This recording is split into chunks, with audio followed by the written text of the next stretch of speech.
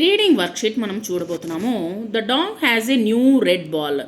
ఒక కుక్కకి ఒక రెడ్ బాల్ ఉందన్నమాట. తన దగ్గర ఒక రెడ్ బాల్ ఉంది.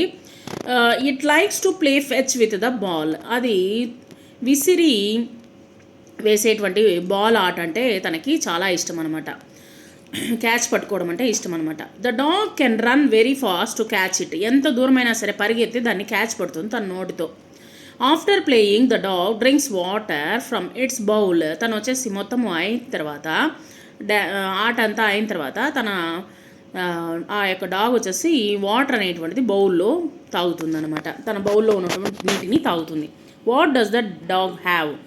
ఆ యొక్క కుక్క దగ్గర ఏమున్నది? ఏ రెడ్ బాల్ అనేటువంటిది ఉన్నది. What game does the dog like to play?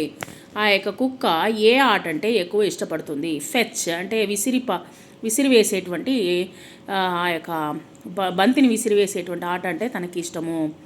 After playing what does the dog do? ఆ యొక్క ఆట అయిన తర్వాత ఆ యొక్క కుక్క ఏం చేస్తుంది? Drinks water. సో బౌల్లో పోసుకొని బౌల్లో పోసినటువంటి వాటర్ని తాగుతుంది. Drinks water.